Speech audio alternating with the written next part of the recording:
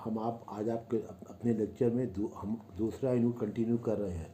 दूसरा यूनिट हमने आपको इसका पहला पार्ट जो था इंटरनेशनल मार्केटिंग इन्वायरमेंट एक्सटर्नल और इंटरनल दोनों पार्ट हम आपको करा चुके हैं अपने प्रीवियस लेक्चर में। आप उसको देखते रहिए। अगर आपके पास पिछला पेपर कहीं से मिल जाता है तो उसको भी आप देखिए। और जो पहला यूनिट ख़त्म हो गया है उसमें भी अगर आपको कोई भी दिक्कत आ रही है तो हमको आप व्हाट्सएप करिए, क्वेश्चन पूछिए, लेकिन अपना प्रिपरेशन जारी रखिए। जो तो हमारा आज सेकेंड यूनिट का जो टॉपिक है वो आपका है identifying and selecting foreign market. तो ध्यान दीजिएगा, आप फिर से रिपीट कर रहे हैं।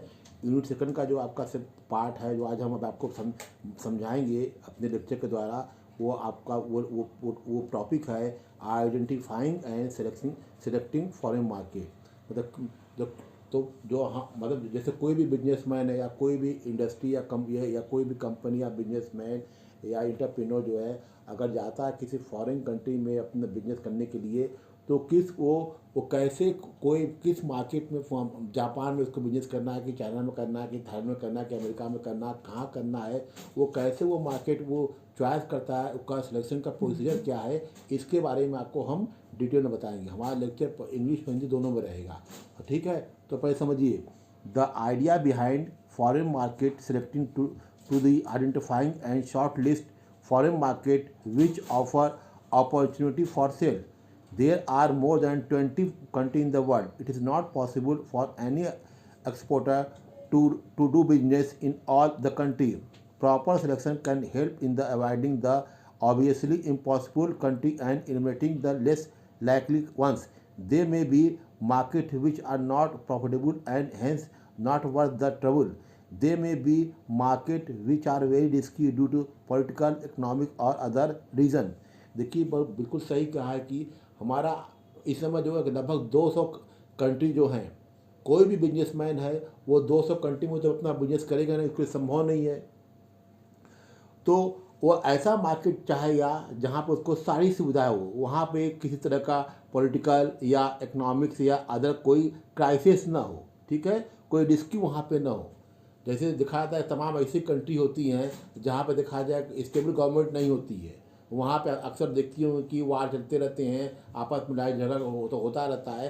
तो तमाम जो बड़ी कंपनियाँ होती हैं, जो बिजनेसमैन होते हैं, उन देशों में अपना बिजनेस करना नहीं चाहते हैं। वो उसी देश को चॉइस करते हैं, पसंद करते हैं जहाँ एक स्टेबल गवर्नमेंट हो, यानी पीसफुल इन्वायरमेंट हो, यानी पॉलिटिकल जो स्टेबिलिटी वहाँ पे 100% हो। जैसे ऐसे अगर आज अपना देखिए, जो अपना कंट्री अपना देश है यानी भारत जो है, तमाम जो फॉरेन कंपनियां जो हैं वो जो है अपने देश में बिजनेस करना चाह रही हैं। तो लगभग जितनी भी कंट्री हैं उनकी कंपनियां जो हैं भारत को अब वो बहुत पसंद करती, क्योंकि यहाँ पे देखा जाए इनकी जो पॉपुलेशन भी बहुत ज़्यादा है, रिसोर्सेज भी यहाँ पे बहुत से हैं। तो अधिकांश कंपनियाँ जो हैं चॉइस कर रही हैं भारत को। तो और एक जो सबसे बड़ी खास बात है, पिछले लगभग देखा जाए 8 साल से यहाँ पे पॉलिटिकल स्टेबिलिटी है, यानी जो अनसर्टेनिटी थी वो अब बिल्कुल ख़त्म हो चुकी है। तो why the need for selection any businessman to foreign market और ए कंट्री।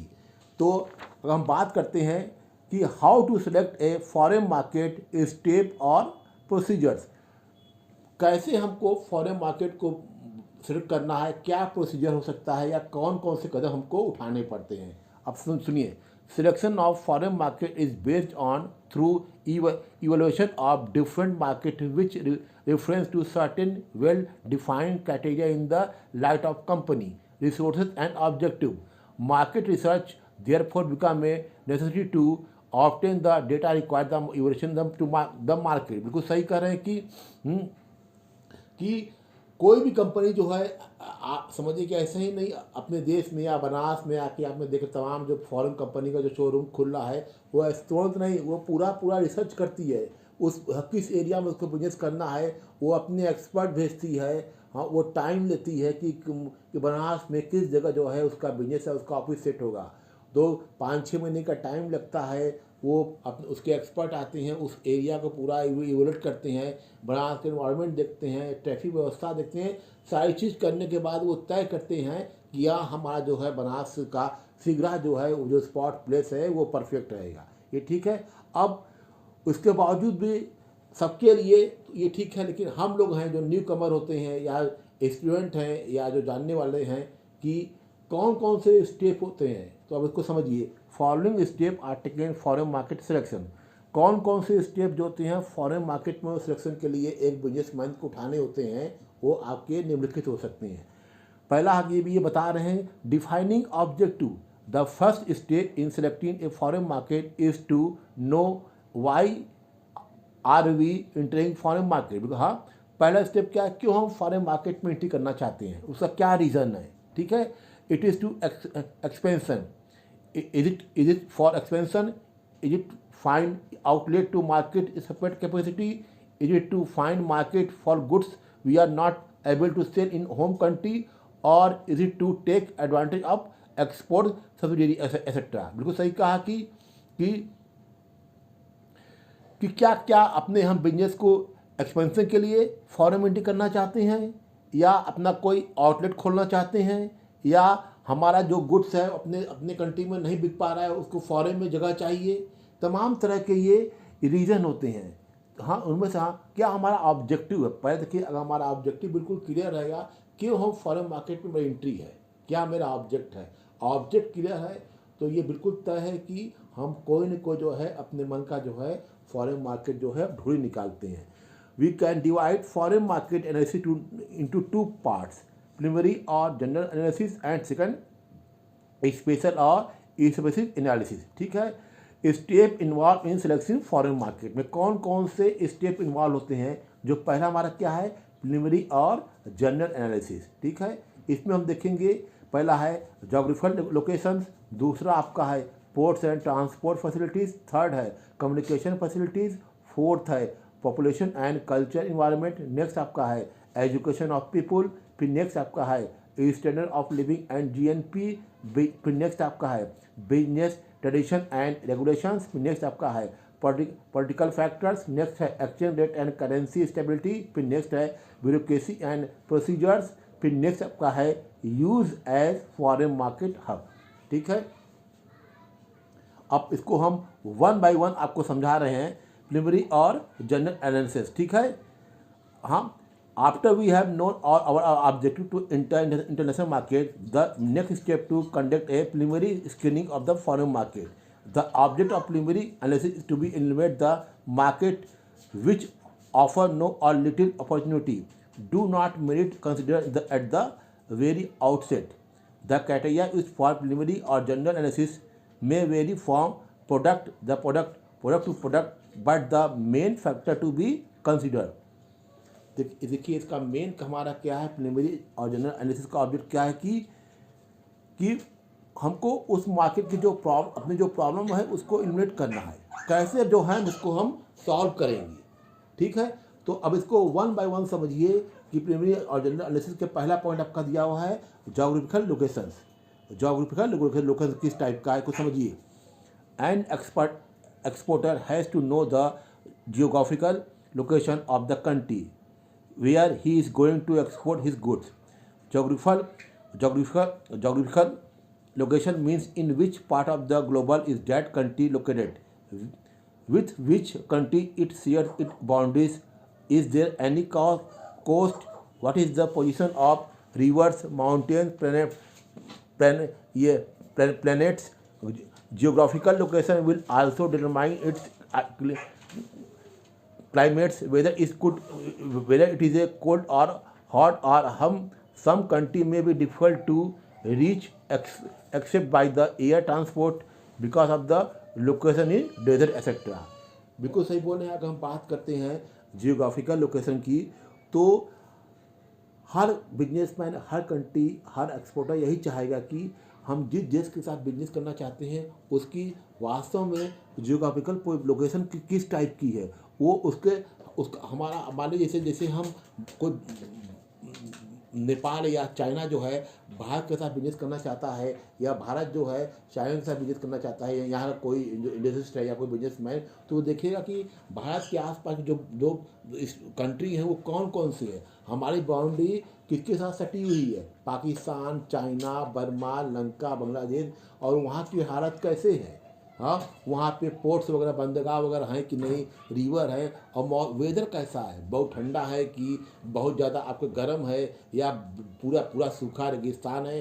तो अगर अगर डेजर्ट की बात करते हैं तो वहाँ पे जो ट्रांसपोर्ट फैसिलिटी होगी उसकी बहुत दिक्कत होती है। तो ये आपका जियोग्राफिकल लोकेशन जो है कि बहुत ही इम्पॉर्टेंट है, ये आपका ये स्टेप ये फैक्टर है प्रिलिमिनरी और जनरल एनालिसिस का। फिर नेक्स्ट बात करते हैं पोर्ट्स एंड ट्रांसपोर्ट फैसिलिटीज़।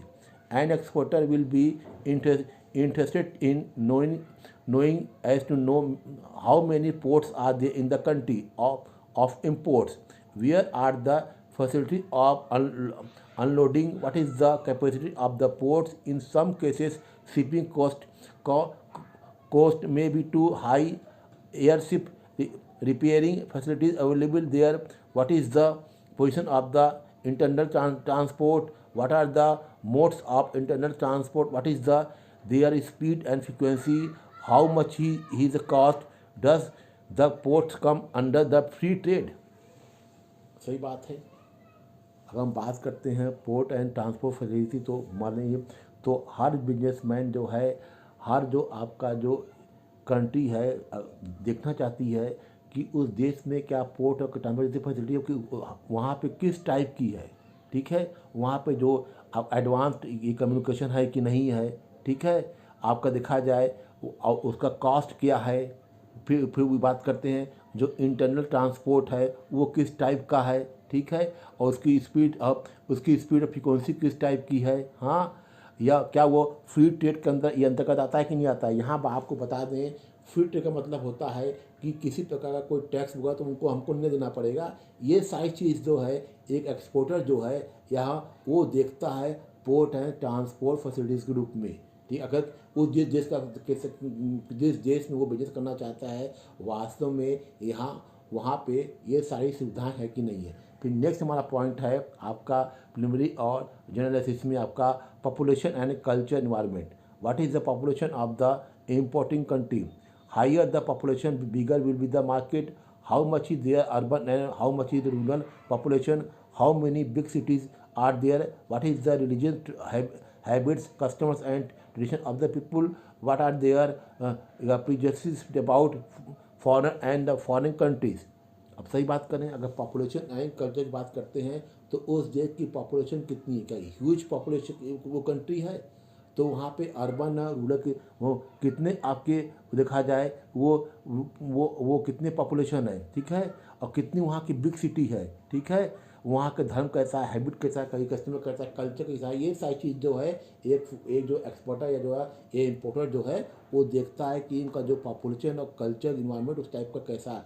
अगर अपने देश की बात करें तो आप देखा जाए इस समय जो बात कोरोना काल में अगर आप देखिए हम बहुत ज़्यादा इम्प्रूव कर चुके हैं और जो भी हमारे देश में इसका कोई बहुत ज़्यादा इफेक्ट नहीं हुआ है। फिर हम बात करते हैं नेक्स्ट हमारा पॉइंट है education of people, what is the literacy rate of the country, how many schools and college are there and what type the education given there in educated classes demand different kinds of the product than uneducated people। सही बात करें education of people का बहुत ही important है कि उस country में उस सिटी में कितने कॉलेज हैं, कितने यूनिवर्सिटी हैं। अगर हम बात करते हैं बनारस की तो यहाँ पे आप जानती हैं कि 3 यूनिवर्सिटी हैं, जबकि देखा जाए एक सेंट्रल यूनिवर्सिटी है और 2 आपकी स्टेट यूनिवर्सिटी है और they are so many college, बड़े बड़े हॉस्पिटल हैं। तो यहाँ के डिमांड करते हैं और यहाँ की जो आपका एजुकेशन ऑफ पीपल देखा जाए लगभग मोर देन 70% है।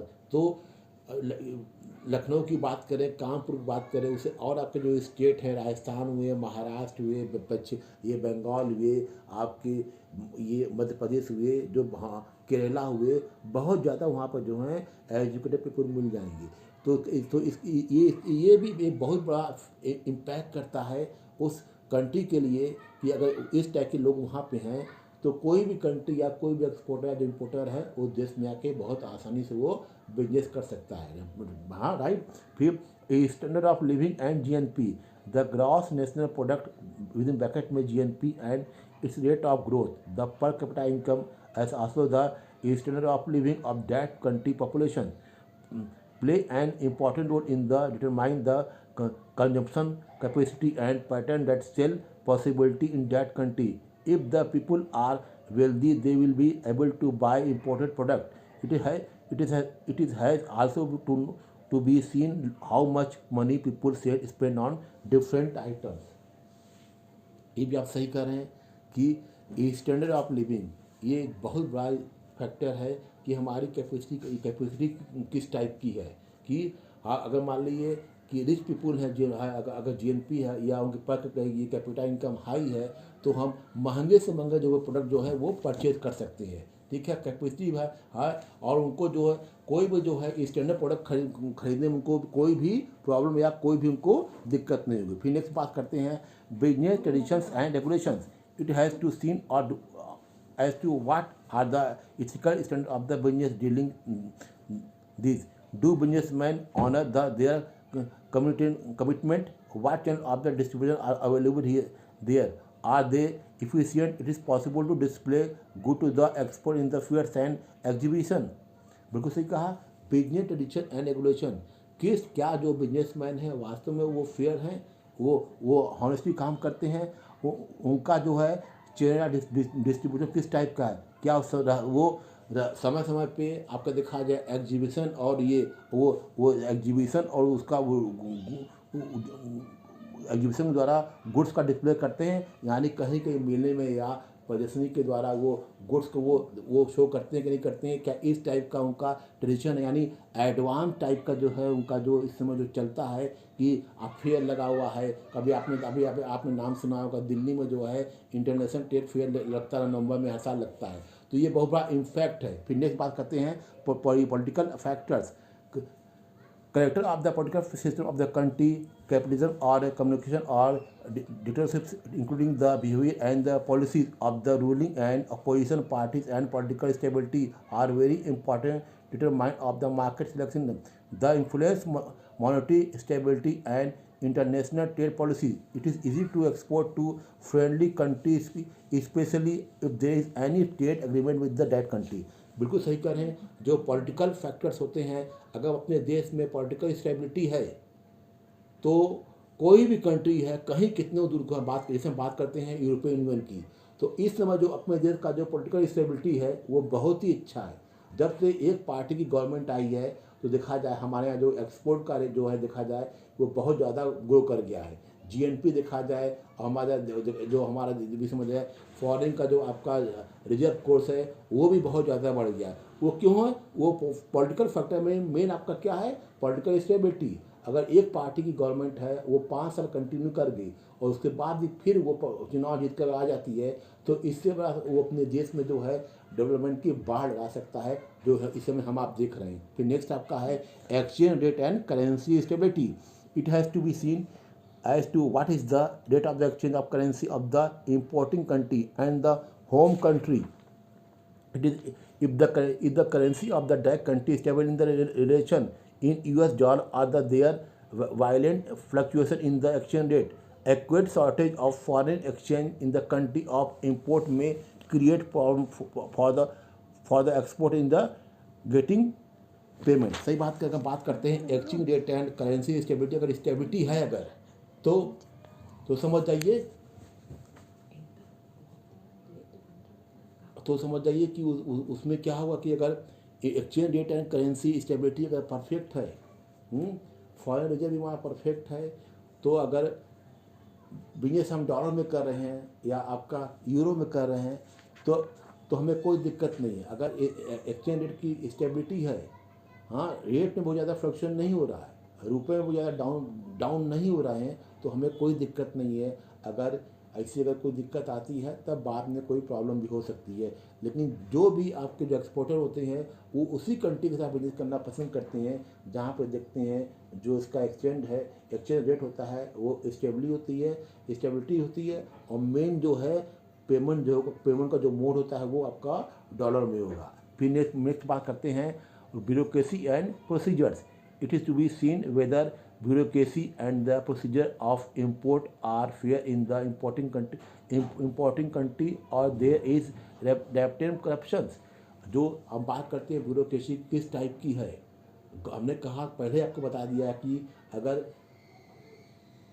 स्टेबल गवर्नमेंट है तो समझ आइए ब्यूरोक्रेसी में भी ट्रांसपेरेंसी 100% होगी, यानी वहाँ पे करप्शन नाम की कोई चीज़ नहीं होगी।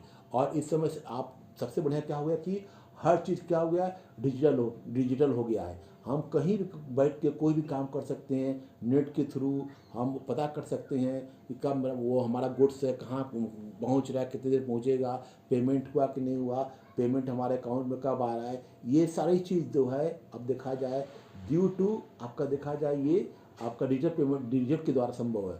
अब चूँकि जो इस समय गवर्नमेंट की जो स्टेबिलिटी है वो बहुत ही इम्पॉर्टेंट है, तो बट नेचुरल है जो ब्यूरोक्रेसी है जो उनका प्रोसीजर है उनको भी फेयरनेस बनाने के लिए कंपलसरी हो जाएगा। ठीक है। फिर नेक्स्ट आपका है use as to market hub.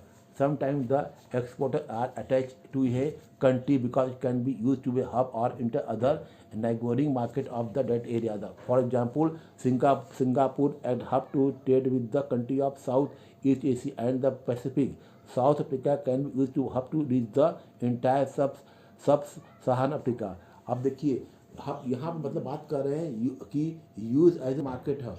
हम जैसे हम भारत के साथ बांग्लादेश है, आपका बगल में बर्मा है, हाँ, और उधर का बात करते हैं जैसे सिंगापुर के साथ में कहा कि वो अपने पड़ोसी के साथ कोई बिजनेस कर रहा है, तो आपस में हम एक हब मार्केट भी क्रिएट कर सकते हैं। तो ये आपका देखा जाए कि कुल मिला के हमने आपको देख लिया, ये 10-12 पॉइंट थे, हमने एक्सप्लेन कर दिया है इंग्लिश और हिंदी में। अगर आपको कोई भी दिक्कत आएगा तो हमको पूछिएगा। जो आपका नेक्स्ट सेकंड पार्ट जो है आपका स्पेशल एनालिसिस को हम नेक्स्ट लेक्चर में आपको एक्सप्लेन करेंगे। ओके।